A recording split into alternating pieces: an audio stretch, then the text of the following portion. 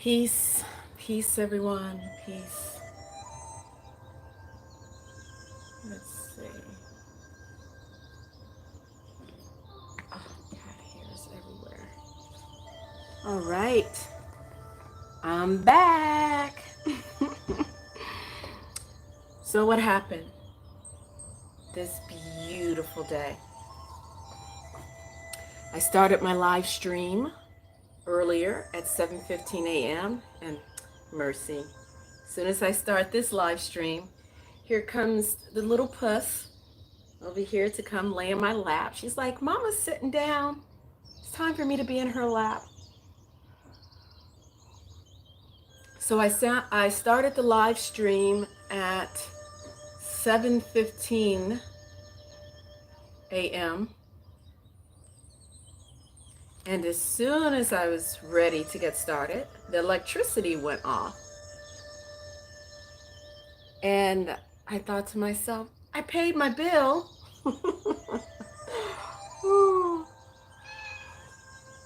So then I called the electric company, and I thought I was going to get a phone call back regarding the electricity. But apparently I was just calling for a wake-up call, because then I received a phone call from the electric company at 8:15, and it said, "This is Met Ed. We're calling to wake you up. It is now 8:15." And I'm like, what? So anyway, I'm still trying to come up with a name for the live stream segment. It'll probably change every day. The only thing that will stay consistent is hopefully numbering. And I think we are on live stream number 11 in this series. And if I am incorrect, please feel free to correct me. So we're going to go ahead and get started. This is one of my paintings. Let's move that out of the way. I think I have enough onks. So today, the first card I pulled was Acceptance and Surrender. This is from Eckhart Tolle. And these cards come from, oh, what moment? Let me reach over and grab this. I am surrounded by books. So this particular card comes from Stillness Speaks. And the other cards come from the book Practicing the Power of Now. And this is the essential teachings and meditations and exercises from The Power of Now by Eckhart Tolle. And I became introduced to this book. Now I know that Oprah, years ago, she's the one that brought Eckhart Tolle to, center stage.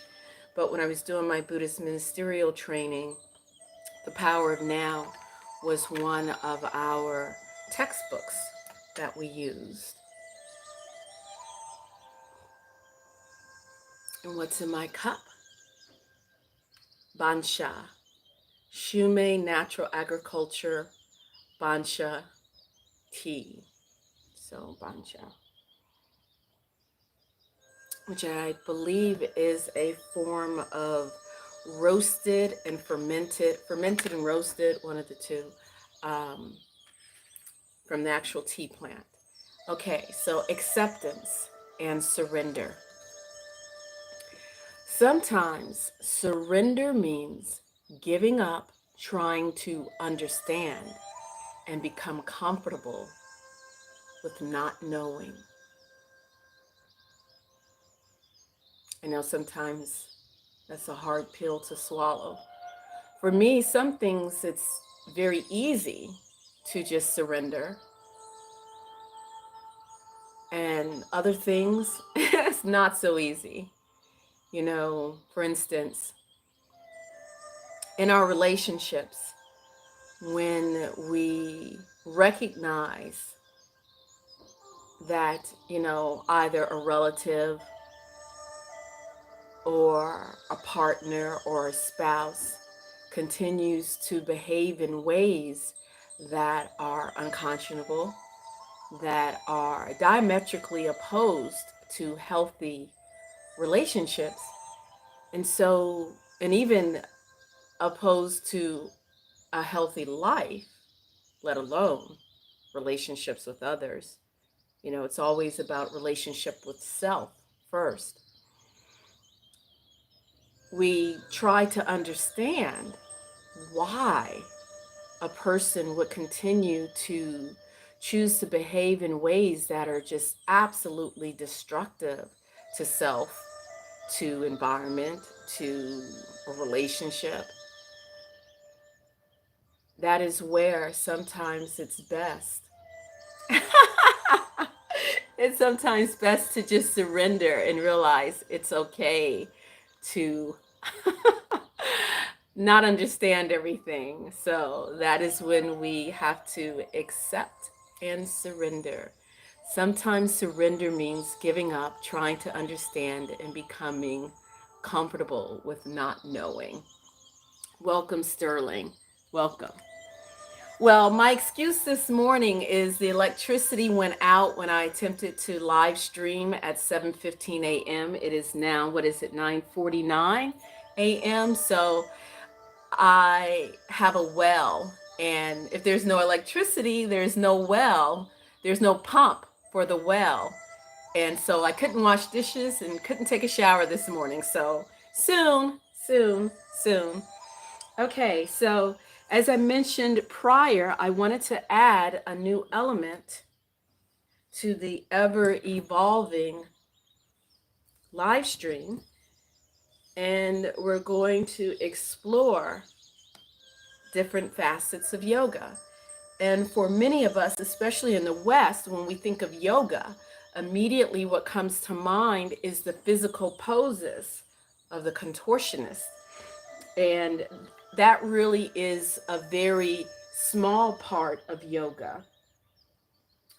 Yoga actually, there are 8 limbs to yoga, and I wanted to just do a quick go through of the 8 limbs of yoga.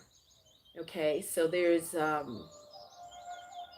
8 limbs of yoga, and the first 2 limbs of yoga are the yamas, which is ethical considerations, niyamas, self-observations. Then we also have asanas, which is what we're used to when you Google yoga or when you search yoga on YouTube. We have lots of quote unquote yoga classes where you have lovely women and men uh, leading you through various yoga poses. That is asana yoga. We also, another part of yoga is pranayama, which is breath control, pratyahara, which is sense withdrawal, and dharana, which is concentration, and dhyana, that's with a DH, that is meditation, and leading to samadhi. And those are the 8 limbs of yoga. And so generally speaking, what we do is the asana yoga is the first that we practice in the physical realm to help allow energy to flow through the body, stretch us out, get us well conditioned, so then we can sit in poses. Yes, I've heard of the Tibetan rites, but I can't, I have so much information in my head. I've heard of the Tibetan rites. Now, are those the practices of breath work in different poses? Can you refresh that for me, Sterling? So in regard to yoga, we're going to start with the yamas, and I wanted to use our deck, a yogic path. So the first part of the foundation is ahimsa. So this is the card that I pulled out this morning. This is ahimsa, which is nonviolence. And I know a lot of people, they think of ahimsa as strictly being vegetarian, or even some people take it to the next level of veganism, where there's no animal products involved whatsoever. But I would say that ahimsa goes far deeper than what you decide to eat, whether or not you're a vegetarian or a vegan. It's all about non-harming. And at first, everything always begins with self. So non-harming, um, having compassion for yourself, loving yourself, being gentle with yourself, practicing justice for yourself, and then for others. So we're going to just take a quick read of ahimsa. We're going to look at it through the yogic path. And so let's see. Where do we go for ahimsa? Oh, wow. This is not even in alphabetical order. So just give me one moment. Ahimsa, page 87.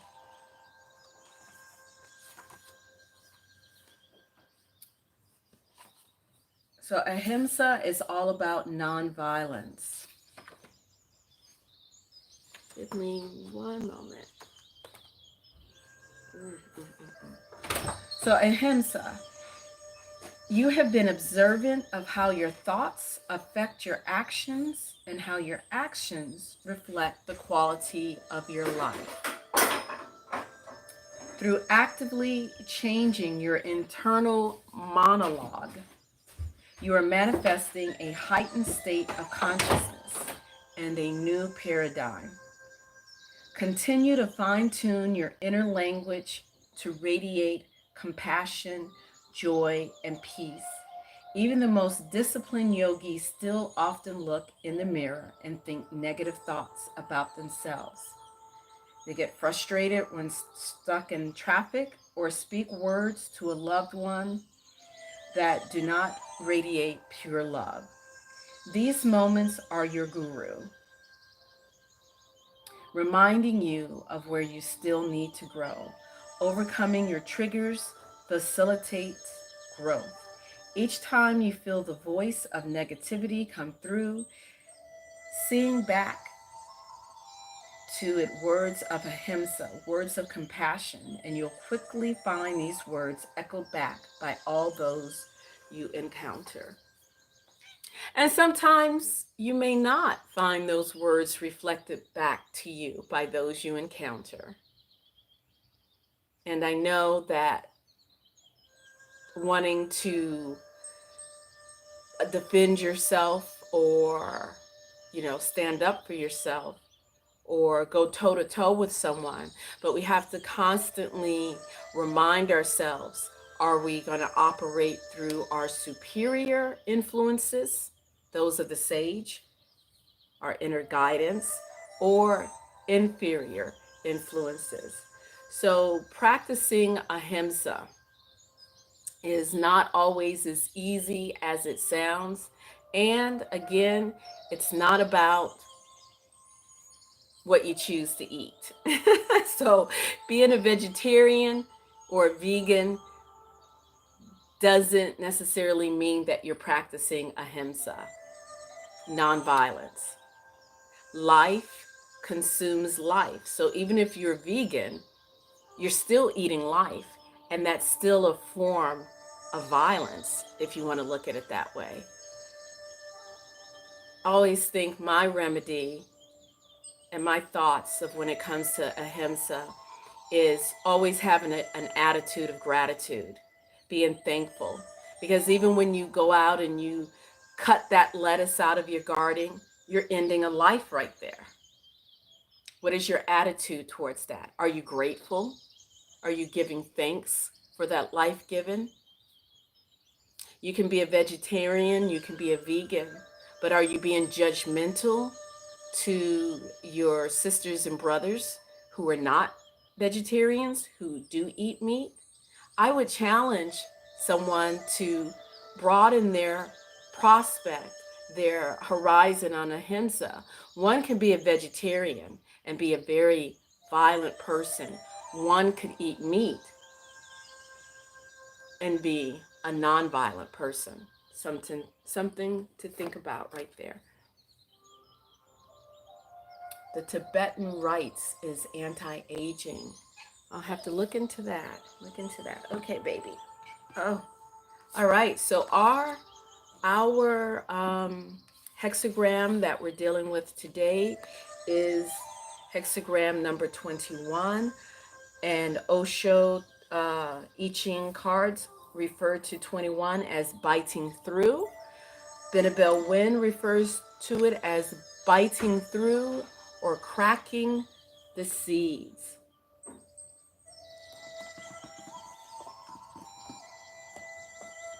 So we're going to go ahead and read on this, just getting the book out. So we're looking at, what is this? Fire over thunder. Fire over thunder. And eventually I will do some on-screen live streams, just not quite ready for that yet. Fire, radiance and eminence, innovation and cultivation, giving light, illumination, perspicacity, clarity, rapid movement, the sun, clinging, dependent, intellect, and logic. And the element, of course, is fire. The direction is south. Season is the yellow path, cardinal summer. Season of the Loshu nine halls, autumn equinox. The life aspect is ambition, honor, fame, reputation. Medically, it's related to the eyes, the small intestines, cardiovascular system, autoimmune, metabolic. The chakra is the heart chakra. The animal is the phoenix and the pheasant. The archetype is the general and the minister. Lu Dong Bin, patron, is the immortal Lu Dong Bin, patron of scholars, the literati, healers, high magic, and invoked for banishing and exorcism. I was just looking at this word healers as being connected with fire. And my musician son, who, by the way, he just dropped his first album. So if you're connected with me on Facebook, you might have received a Facebook message from me to check out his album. So please check him out. He's on Spotify, Bandcamp. His name is Jamal Damien. And I shared on a previous live stream, many live streams actually, about when we were practicing Reiki, and when he came to my heart center, there was like almost like this big boom, big bang that happened, and definitely felt this fire. And he's definitely someone who has a lot of passion and ambition, and he's definitely a healer. So when you really want to tap into your healing energy, tap into your heart center and stoke that fire. So thunder is the next bagua. Thunder, to shake or arouse, inciting movement, taking the initiative, excitation, revolution, division, and impetus, catalyst, stimulation, impulse. And the element is wood. The season is summer solstice. Season, Loshu nine halls, cardinal autumn. Life aspect is family and ancestry. Medically is related to the foot, legs, tendons, gallbladder, liver, sensory, motor system, sympathetic nervous system, physical pain. The chakra is the throat chakra, and the animal is the dragon. The archetype is the emperor. The immortal is Kao Guo Zhu, and I know I butchered that name, so excuse me. Patron of nobles and aristocracy, and the empowered state of thunder is hexagram number 51.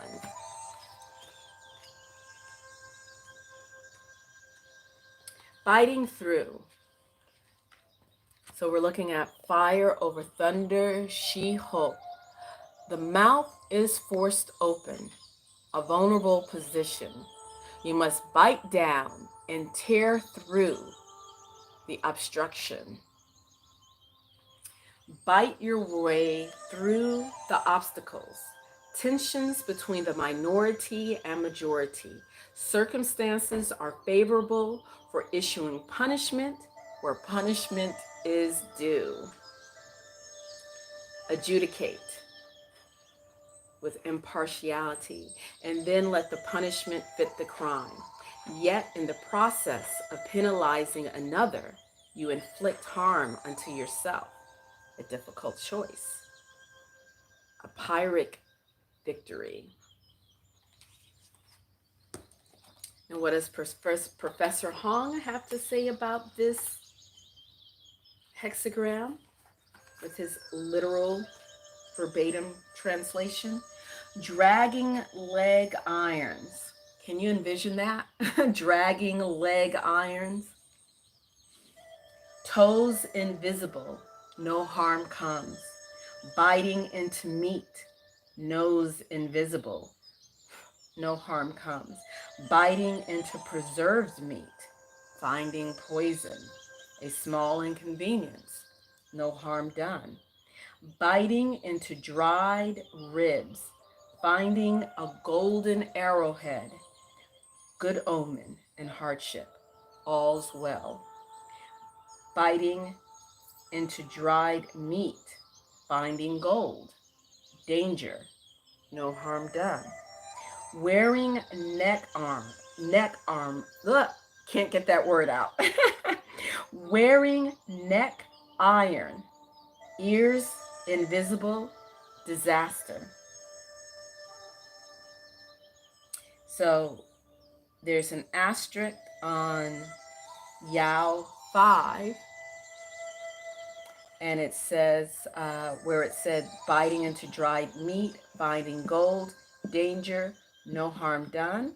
The asterisk, it was believed that swallowing gold can cause death. So there you go.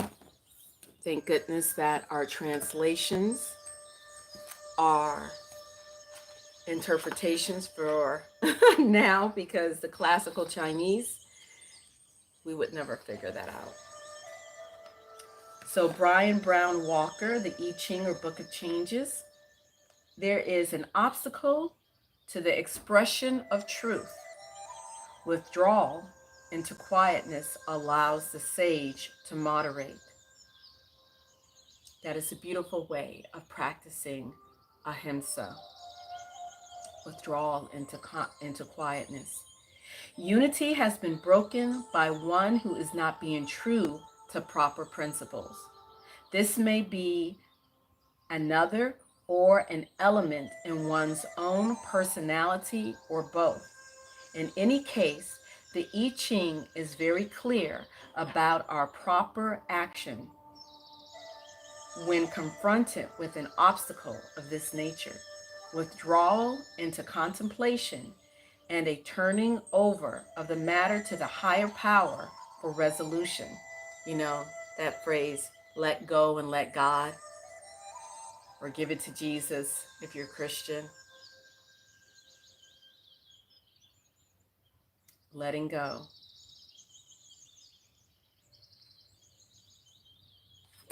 Brings back to mind our card this morning, acceptance and surrender. Sometimes surrender means giving up trying to understand and becoming comfortable with not knowing. That is definitely an aspect of letting go.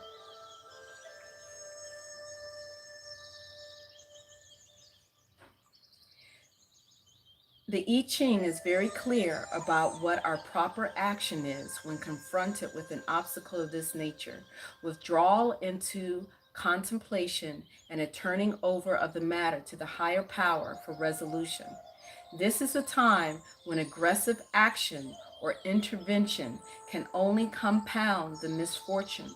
Use your strength to clarify to clearly separate yourself from incorrectness and realign yourself with the sage. It is always our responsibility to acknowledge where something has gone wrong, but never our right to punish. The administration of justice is the sole province of the deity. The I Ching teaches us to forgive, but not to forget.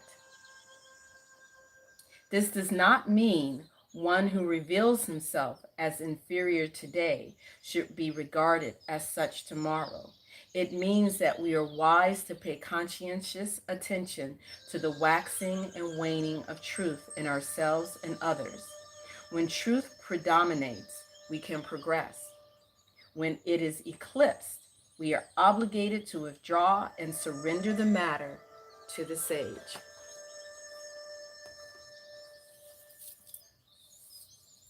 So we have to remember that. We got to know when to hold them, know when to fold them, know when to walk away when the dealing's done. So there you go. There you go. So what I'm going to do right now, let's see, put the yogic cards back up.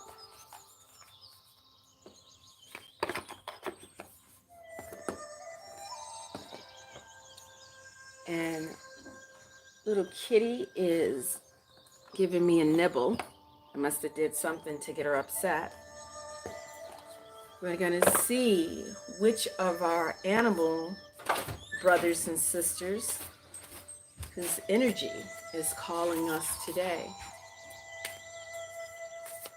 We're going to pull a card from the Animal Spirit, the Wild Unknown Animal Spirit deck.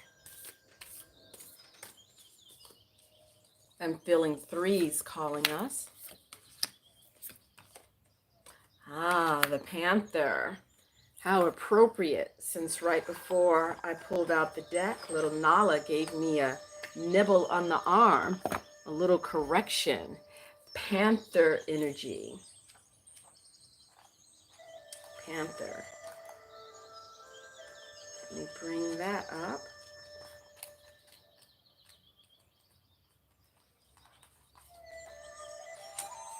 The element of fire. Panther. Annihilation of the unnecessary. Purging. The panther won't stand to see our growth or energy stagnate. Instead, it pounces into our lives and causes all kinds of havoc, with the ultimate intention of bringing us toward more fulfilling lives. It's unexpected, uncomfortable, and sometimes feels devastating. But after all the dust clears, it's easy to see the panther's wisdom at work. We've all been through these experiences, and they've made us better people. Trust that the panther's journey always leads to a brighter place. So there you go. We got the panther energy. Allow the panther to ignite the spark in your heart when you feel that your heart has, that the fire's been dimmed a little bit. Call upon the panther within to revitalize you. And before I go, this is going to be a short session today. Before I go, we're going to pull a card from Spirit Keeper's Tarot. And that little voice you might hear in the background is my little one on his morning class. He's doing remote learning. Spirit Keeper's Tarot. Oh, we have a volunteer. The Captor. 8 of Swords. 8 of Swords.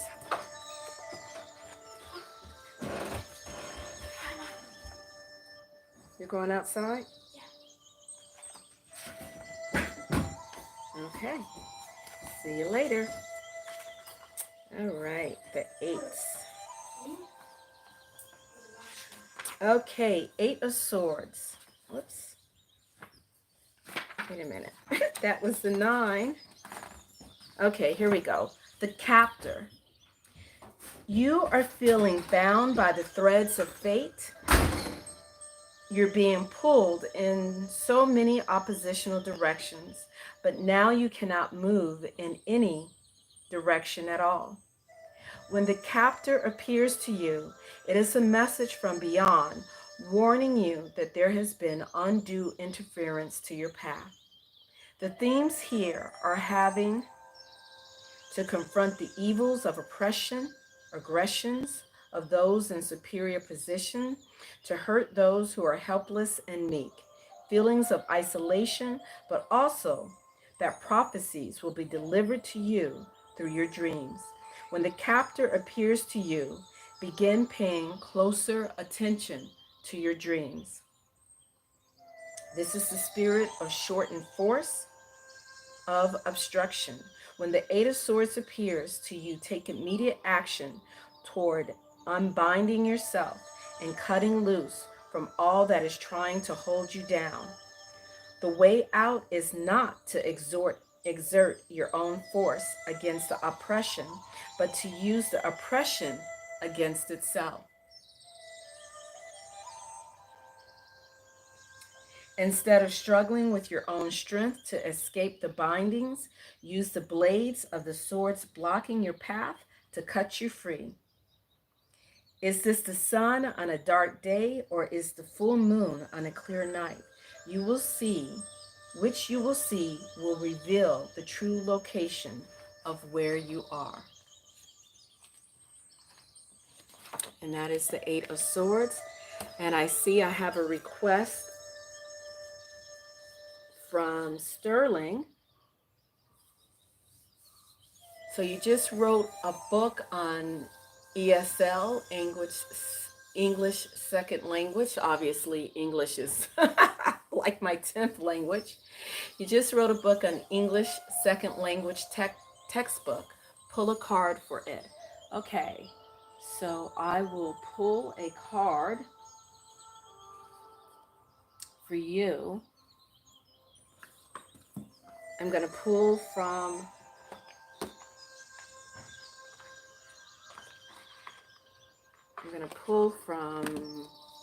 here, I'll pull 2 for you. The first will be from the Major Arcana for Sterling. Sterling, are you still there? If you're still there, tell me which number would you like, 3, 6, or 9? And that's the number I will pull for you, 3, 6, or 9.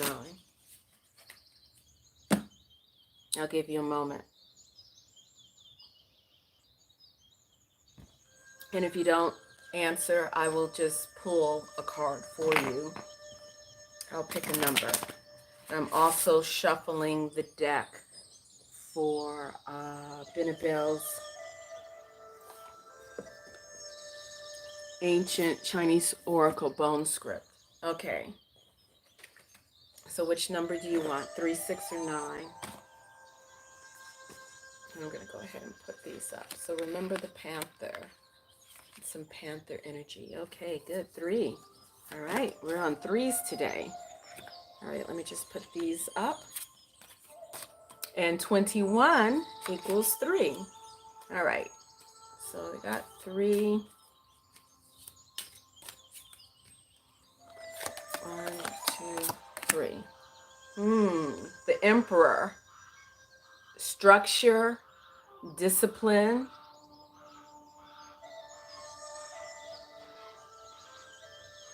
So it seems you have a good foundation going for you. Have you made sure that all your I's are dotted, your T's are crossed? Do you have your dedication ready? Who are you dedicating this textbook to? I think I've seen dedications in textbooks. Got a good discipline, a good structure. You're ready for the next step. You're ready to take this on. You got this. And just want to share, what does Madam Pamita have to say about the Emperor card? So the Emperor for me is all about discipline,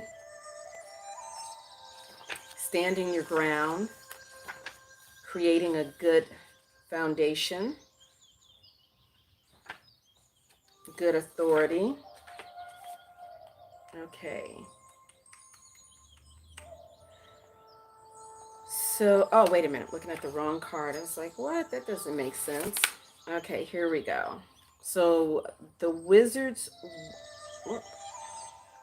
word of wisdom on the Emperor: ambition, competition, authority over others, self-control, dealing with institutions.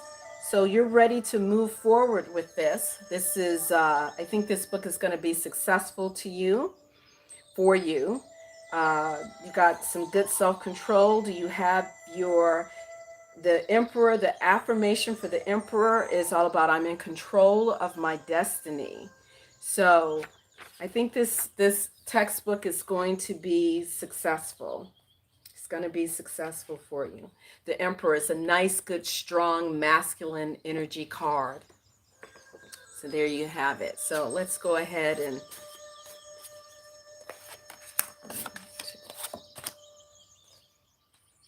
a sudden jolt, upheaval, seek shelter, the rain shall pass, and growth will come. So maybe there might be a slight delay in the publishing, but that's okay. Don't fret. Things will happen when they will. And any type of delay, you want to use that to make sure that you have everything ready. But I think this is going to be a successful venture for you. But don't be alarmed by any, sudden hiccups that might come along. You can use those hiccups to shore up the borders and make sure everything is good and solid, which I think everything is good and solid with you. Just be a little bit patient. Anyone else would like for me to pull a card? And thank you, Pavel.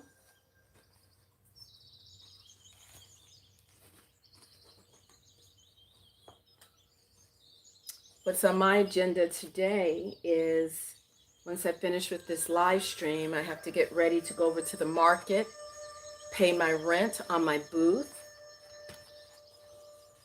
and start getting things set up. I'm going to have a weekly stand at the local farmers market all year round. This will be indoors, no outdoors, which is good. And I'm going to do my best to have a live stream this evening. You are welcome. You're welcome. All right, guys, I'm going to have to get going. I know this live stream might have been a little bit lackluster, but, things happen the way they should. I hope you guys have a great day. May you have a great day. And, yeah, thank you. So until next time, I wish you peace and great bliss. Thank you. Oh, and I have to take that down to turn it off. Oh, I just noticed. Look at that dragon. We have dragon energy. Dragon is related to fire, and we have panther energy. So let that ignite your heart, and stay safe, guys. Always. Peace and great bliss.